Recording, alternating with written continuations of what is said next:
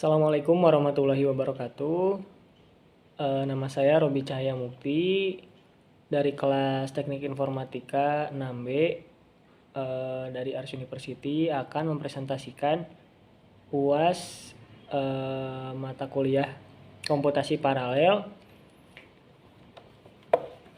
Materi yang dibahas kali ini itu tentang peer-to-peer.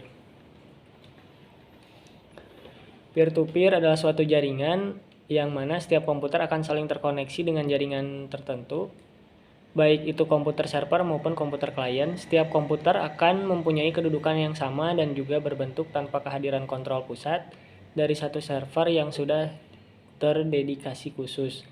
Untuk contoh topologi sederhananya, peer-to-peer itu seperti ini. Komputer A dengan komputer B langsung terkoneksi antara komputer A dan komputer B tanpa ada perangkat lain. Ini topologi sederhana dari peer-to-peer. Untuk topologi lain dari peer-to-peer itu ada 5. Yang pertama itu topologi jaringan ring. Yang kedua itu topologi hierarchikal. Yang ketiga topologi hybrid. Yang keempat topologi centralized. Yang kelima topologi decentralized. Oke, kita masuk ke topologi yang pertama. Yang pertama itu topologi jaringan ring. Seperti namanya, topologi jaringan ring ini topologi cincin. Sebuah model topologi jaringan yang berbentuk melingkar seperti cincin. Setiap perangkat komputer akan terhubung dalam rangkaian lingkaran tersebut. Ini contoh gambarnya. Jadi setiap komputer terhubung melingkar seperti cincin. Nah, untuk kelebihan topologi ring ini, yang pertama mudah dirancang, biayanya lebih murah, mempunyai performa yang baik, mudah melakukan pelacakan. Untuk kekurangan topologi ring itu adanya kesalahan pada satu node akan menghambat pengiriman data kepada komputer lain.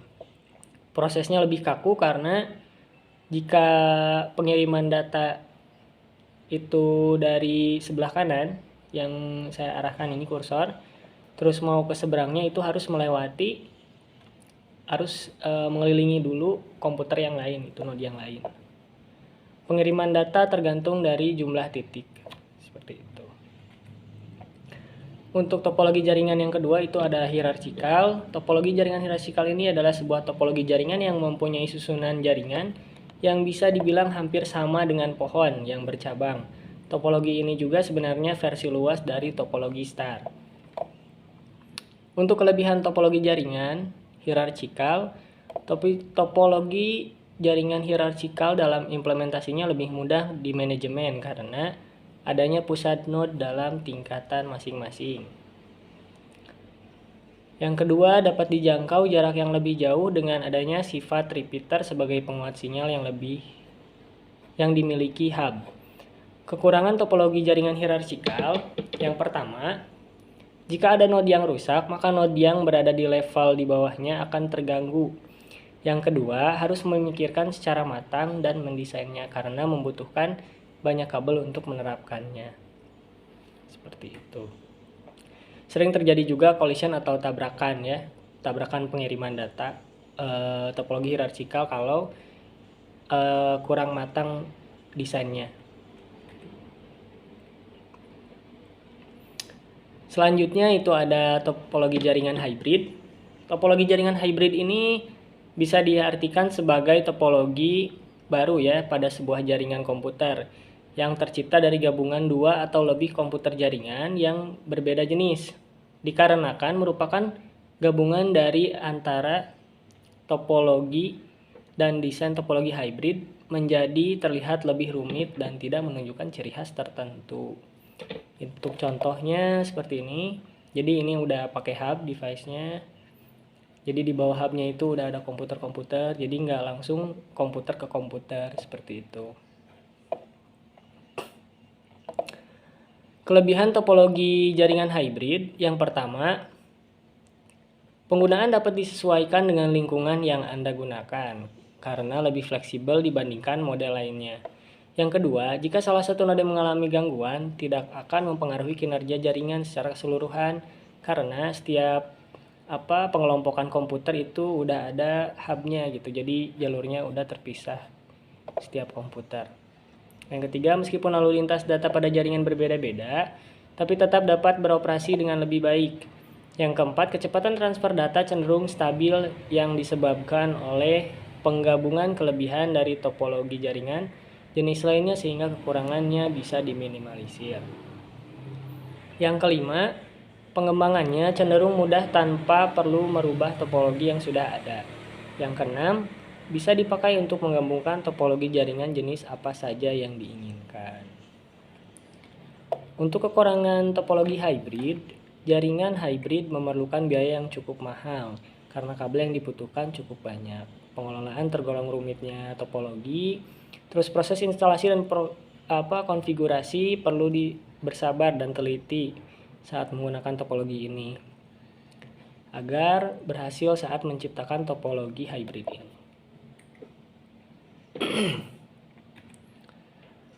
Topologi selanjutnya ada centralized. Teknologi centralized merupakan jenis topologi peer-to-peer yang memiliki pusat kontrol. Nah, ini pusat kontrolnya, ini hubnya, berfungsi untuk mengatur dan mengakses akses dari setiap node dalam jaringan. Kelebihan topologi jaringan centralized merupakan satu, kerusakan pada satu saluran hanya akan mempengaruhi jaringan pada saluran tersebut dan stasiun yang terpaut. Yang kedua, tingkat keamanan termasuk tinggi. Yang ketiga, tahan terhadap lalu lintas jaringan yang sibuk karena jalurnya sudah dibagi-bagi ke setiap komputer masing-masing menggunakan hub ya.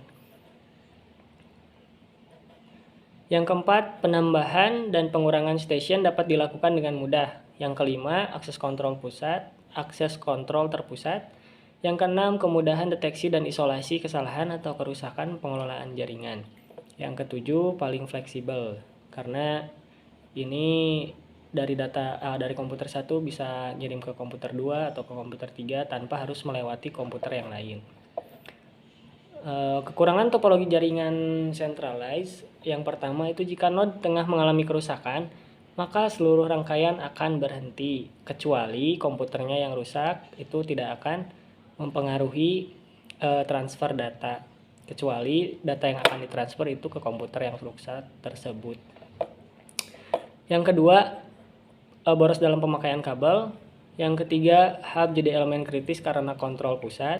Yang keempat, peran hub sangat sensitif sehingga ketika terdapat masalah dengan hub, maka jaringan tersebut akan down.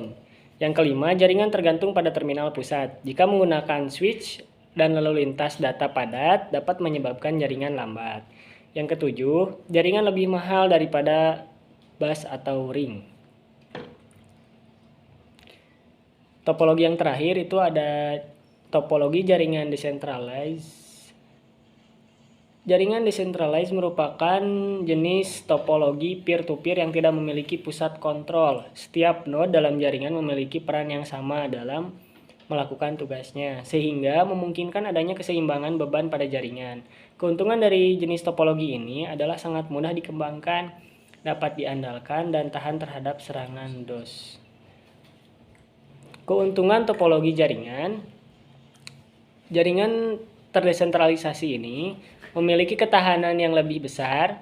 Titik koneksi apapun dapat bertindak sebagai server cadangan untuk yang lain, menciptakan brankas dan redundansi di seluruh organisasi. Setiap titik koneksi bertanggung jawab atas pemrosesan informasi. Jika satu node diretas, itu tidak akan melumpuhkan seluruh sistem karena titik koneksi itu yang dikompromikan. Untuk kekurangan jaringannya itu visibilitas top down vertikal di seluruh jaringan dapat membuat peningkatan atau perubahan global menjadi sulit dilakukan secara bersamaan. Mungkin juga sulit untuk mendapatkan pengawasan dan analitik yang diperlukan untuk memenuhi persyaratan kepatuhan dan mengukur kinerja. Selanjutnya ada danger and attack peer-to-peer. Ada 8 attack peer-to-peer. Yang pertama itu ada poisoning. Poisoning ini merupakan serangan yang diluncurkan oleh peretas. Jadi peretas mengirim file dengan mengubah konten yang akan dikirim pada jaringan point to point. Yang kedua ada polluting. Polluting itu mengirimkan paket yang palsu atau file ke dalam jaringan peer-to-peer. Yang ketiga itu diversion, merupakan penggunaan user tanpa service sharingnya ya. Jadi meskipun nggak di dalam jaringan peer-to-peernya, si peretas ini bisa menggunakan user dari luar jaringan seperti itu.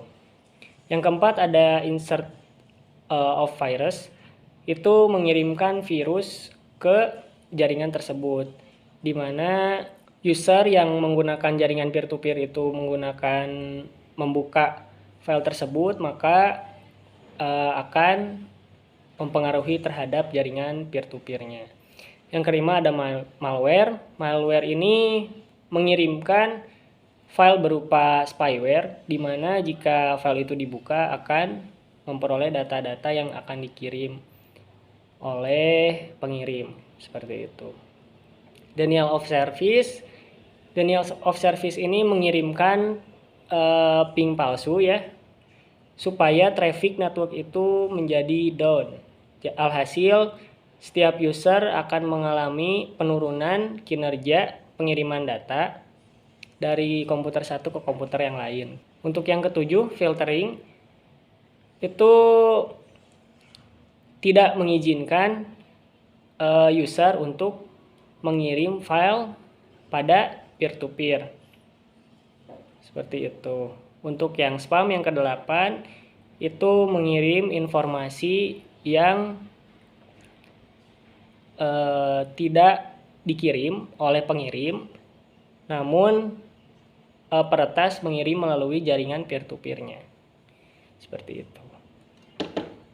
Mungkin sekian yang bisa disampaikan. Mohon maaf apabila ada salah-salah kata.